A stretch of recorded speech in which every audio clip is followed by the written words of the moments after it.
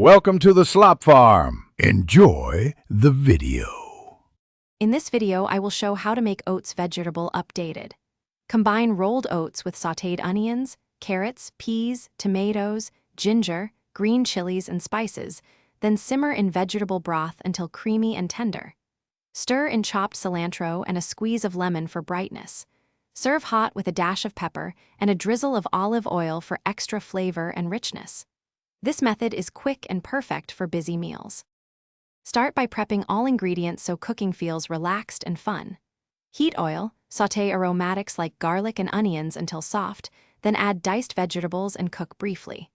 Pour in broth and bring to a gentle simmer before stirring in oats. Cook on low heat, stirring occasionally, until the oats reach your preferred consistency, creamy or slightly chewy. Adjust seasoning, add herbs, and serve warm with your favorite toppings for a cozy meal.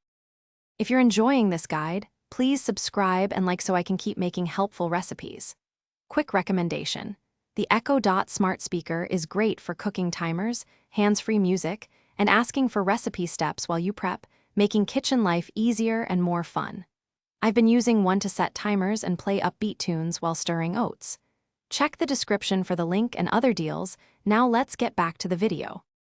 Boost flavor with spices like turmeric, cumin, or a little chili powder for heat. Swap vegetable broth for coconut milk or regular milk to make the oats richer and silkier. For extra protein and texture, stir in cooked lentils, roasted vegetables, or top with a fried egg. Taste and adjust salt and lemon to brighten flavors before serving. These small swaps make the dish versatile for breakfast, lunch, or a light dinner. Thanks for watching.